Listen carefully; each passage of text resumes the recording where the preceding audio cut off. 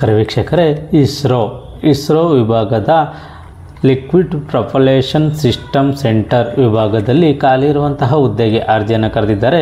ಇದು ಕೇಂದ್ರ ಸರ್ಕಾರದ ಸಹಾಯತಾ ಸಂಸ್ಥೆಯಾಗಿದ್ದು, ಈ ಸಂಸ್ಥೆಯಲ್ಲಿ ಖಾಲಿ ಇರುವಂತಹ ಹುದ್ದೆಗೆ ಅರ್ಜಿಯನ್ನು ಕರೆದಿದ್ದಾರೆ. ಹಾಗಾದರೆ ಎಷ್ಟು ಹುದ್ದೆಗೆ ಅರ್ಜಿಯನ್ನು ಕರೆದಿದ್ದಾರೆ, ಯಾವ ಹುದ್ದೆಗೆ ಅರ್ಜಿಯನ್ನು ಕರೆದಿದ್ದಾರೆ, ಎಜುಕೇಷನ್ ಏನಾಗಿರಬೇಕು, ವಯೋಮಿತಿ ಏನು, ಅಪ್ಲೈ ಮಾಡೋದು ಹೇಗೆ, ಸಂಪೂರ್ಣ ಮಾಹಿತಿ ನಿಮಗೆ ತಿಳಿಸ್ಕೊಡ್ತೀನಿ. ಈ ವಿಡಿಯೋ ಸ್ಕಿಪ್ ಮಾಡ್ದಂಗೆ ಪೂರ್ತಿ ವಿಡಿಯೋವನ್ನು ನೋಡಿ. ವೀಕ್ಷಕರೇ, ಲಿಕ್ವಿಡ್ ಪ್ರೊಪಲ್ಷನ್ ಸಿಸ್ಟಮ್ ಸೆಂಟರ್ ವಿಭಾಗದಲ್ಲಿ ಖಾಲಿ ಇರುವಂತಹ 23 ಹುದ್ದೆಗೆ ಅರ್ಜಿಯನ್ನು ಕರೆದಿದ್ದಾರೆ. ಹಾಗಾದರೆ ಯಾವೆಲ್ಲ ಹುದ್ದೆಗಳಿಗೆ ಅರ್ಜಿಯನ್ನು ಕರೆದಿದ್ದಾರೆ ಅಂತೇಳಿ ವಿವರವಾಗಿ ನಾವು ನೋಡೋದಾದರೆ, ಟೆಕ್ನಿಕಲ್ ಅಸಿಸ್ಟೆಂಟ್ ವಿಭಾಗದಲ್ಲಿ ಖಾಲಿ ಇರುವಂತಹ 12 ಹುದ್ದೆಗೆ ಅರ್ಜಿಯನ್ನು ಕರೆದಿದ್ದಾರೆ. ಅದೇ ರೀತಿ ಸಬ್ ಆಫೀಸರ್ ವಿಭಾಗದಲ್ಲಿ 1 ಹುದ್ದೆಗೆ ಅರ್ಜಿಯನ್ನು ಕರೆದಿದ್ದಾರೆ. ಅದೇ ರೀತಿ ಟೆಕ್ನಿಷಿಯನ್ ಬಿ ವಿಭಾಗದಲ್ಲಿ 6 ಹುದ್ದೆಗಳು, ಹೆವಿ ವೆಹಿಕಲ್ ಡ್ರೈವರ್ ಎ ವಿಭಾಗದಲ್ಲಿ 2 ಹುದ್ದೆಗಳು, ಲೈಟ್ ವೆಹಿಕಲ್ ಡ್ರೈವರ್ ವಿಭಾಗ ಎ ವಿಭಾಗದಲ್ಲಿ 2 ಹುದ್ದೆಗಳಿಗೆ ಅರ್ಜಿಯನ್ನು ಕರೆದಿದ್ದಾರೆ. ಈ ಒಂದು ಹುದ್ದೆಗಳಿಗೆ ಸಂಬಂಧಪಟ್ಟಂತೆ ಜಾಬ್ ಲೊಕೇಶನ್ ಎಲ್ಲಿ ಅಂತೇಳಿ ನಾವು ನೋಡೋದಾದರೆ, ಕರ್ನಾಟಕದ ಬೆಂಗಳೂರು ಮತ್ತು ತಿರುವನಂತಪುರಂ ಮತ್ತು ಕೇರಳದಲ್ಲಿ ಹುದ್ದೆಗಳು ಖಾಲಿ ಇದ್ದಾವೆ ಅಂತೇಳಿ ಒಂದು ಮಾಹಿತಿಯನ್ನು ಇವರು ನೀಡಿದ್ದಾರೆ. ಅದೇ ರೀತಿ ಈ ಹುದ್ದೆಗಳಿಗೆ ಸಂಬಂಧಪಟ್ಟಂತೆ ಎಜುಕೇಷನ್ ಏನಾಗಿರಬೇಕು ಅಪ್ಲೈ ಮಾಡಲಿಕ್ಕೆ ಅಂತೇಳಿ ನಾವು ನೋಡೋದಾದರೆ, ಟೆಕ್ನಿಷಿಯನ್ ಅಸಿಸ್ಟೆಂಟ್ ವಿಭಾಗದಲ್ಲಿ ಡಿಪ್ಲೊಮೊ ಎಜುಕೇಷನನ್ನು ಮಾಡಿರೋರು ಅರ್ಜಿಯನ್ನು ಸಲ್ಲಿಸಬಹುದು. ಸಬ್ ಆಫೀಸರ್ ವಿಭಾಗದಲ್ಲಿ BSc ಎಜುಕೇಷನನ್ನು ಮಾಡಿರಬೇಕಾಗಿರುತ್ತದೆ. ಅದೇ ರೀತಿ ಟೆಕ್ನಿಷಿಯನ್ ಬಿ ವಿಭಾಗದಲ್ಲಿ 10ನೇ ತರಗತಿ ಮತ್ತು ITI ಪಾಸ್ ಆಗಿರೋರು ಈ ಹುದ್ದೆಗೆ ಅರ್ಜಿಯನ್ನು ಸಲ್ಲಿಸಬಹುದು. ಅದೇ ರೀತಿ ಹೆವಿ ವೆಹಿಕಲ್ ಡ್ರೈವರ್ ಎ ಮತ್ತು ಲೈಟ್ ವೆಹಿಕಲ್ ಡ್ರೈವರ್ ಎ ವಿಭಾಗದಲ್ಲಿ 2 ಹುದ್ದೆಗಳಿಗೆ ಅರ್ಜಿಯನ್ನು ಕರೆದಿದ್ದಾರಲ್ಲ, ಅದಕ್ಕೆ SSLC ಪಾಸ್ ಆಗಿರೋರು ಈ ಹುದ್ದೆಗೆ ಅರ್ಜಿಯನ್ನು ಸಲ್ಲಿಸಬಹುದಾಗಿರುತ್ತದೆ. ಅದೇ ರೀತಿ ಈ ಒಂದು ಹುದ್ದೆಗಳಿಗೆ ಸಂಬಂಧಪಟ್ಟಂತೆ ಒಂದು ವಯೋಮಿತಿ ಏನಿರುತ್ತೆ ಅಂತ ಹೇಳಿ ನಾವು ನೋಡೋದಾದರೆ, ಏಜ್ ಲಿಮಿಟನ್ನು 18 ವರ್ಷ ಮೇಲ್ಪಟ್ಟು 35 ವರ್ಷದೊಳಗಡೆ ಇರೋರು ಅರ್ಜಿಯನ್ನು ಸಲ್ಲಿಸಬಹುದಾಗಿರುತ್ತದೆ. ಅದೇ ರೀತಿ ಒಂದು ಹುದ್ದೆಗಳಿಗೆ ಸಂಬಂಧಪಟ್ಟಂತೆ ವಯೋಮಿತಿ ಸಡಿಲಿಕೆಯನ್ನು ಸಹ ನೀಡಿದ್ದಾರೆ.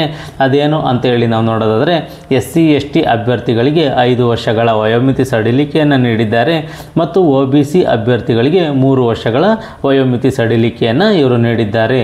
ಈ ಒಂದು ಹುದ್ದೆಗಳಿಗೆ ಅಪ್ಲಿಕೇಶನ್ ಫೀಸ್ ಏನಿರುತ್ತೆ, ಅರ್ಜಿ ಶುಲ್ಕ ಏನಿರುತ್ತೆ ಅಂತೇಳಿ ನಾವು ನೋಡೋದಾದರೆ, ಫೀಮೇಲ್ ಮತ್ತು SC ST PWBD X servicemen ಅಭ್ಯರ್ಥಿಗಳಿಗೆ ಯಾವುದೇ ರೀತಿಯ ಅರ್ಜಿ ಶುಲ್ಕ ಇರುವುದಿಲ್ಲ. ಇವರು ಫ್ರೀಯಾಗಿ ಅರ್ಜಿಯನ್ನು ಸಲ್ಲಿಸಬಹುದು. ಇವ್ರನ್ನ ಬಿಟ್ಟು ಇನ್ನುಳಿದ ಎಲ್ಲ ಅಭ್ಯರ್ಥಿಗಳಿಗೆ 750 ರೂಪಾಯಿಗಳ ಒಂದು ಅರ್ಜಿ ಶುಲ್ಕವನ್ನು ಇವರು ನಿಗದಿಪಡಿಸಿದ್ದಾರೆ. ಇದು ಆನ್ಲೈನ್ ಮುಖಾಂತರನೇ ಪೇಮೆಂಟನ್ನು ಮಾಡಬೇಕಾಗಿರುತ್ತದೆ.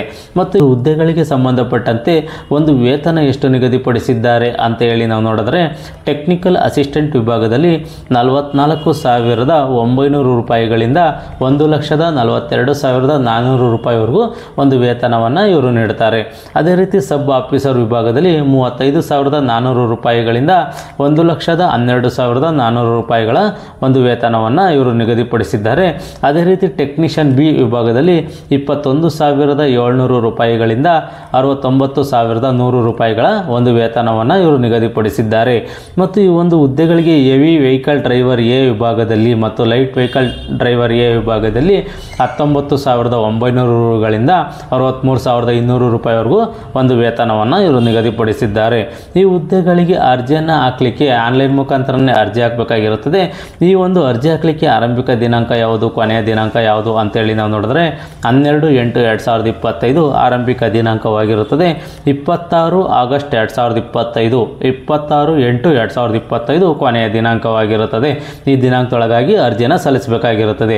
ಅರ್ಜಿಯನ್ನು ಸಲ್ಲಿಸಲಿಕ್ಕೆ ಪೇಮೆಂಟನ್ನು ಮಾಡಬೇಕಾಗಿರುತ್ತದಲ್ಲ, ಪೇಮೆಂಟ್ ಮಾಡಲಿಕ್ಕೆ ಕೊನೆಯ ದಿನಾಂಕ ಯಾವುದು ಅಂತೇಳಿ ನಾವು ನೋಡಿದ್ರೆ 27 ಆಗಸ್ಟ್ 2025 ಕೊನೆಯ ದಿನಾಂಕವಾಗಿರುತ್ತದೆ. ಈ ಒಂದು ಹುದ್ದೆಗಳಿಗೆ ಸಂಬಂಧಪಟ್ಟಂತೆ ಹೆಚ್ಚಿನ ಮಾಹಿತಿ ಬೇಕು ಅಂತಂದರೆ, ಅಧಿಕೃತ ವೆಬ್ಸೈಟ್ ಆದ IPSC.gov.in ಈ ಒಂದು ವೆಬ್ಸೈಟ್ಗೆ ಹೋಗಿ ಹೆಚ್ಚಿನ ಮಾಹಿತಿಯನ್ನು ಪಡ್ಕೋಬೋದಾಗಿರುತ್ತದೆ.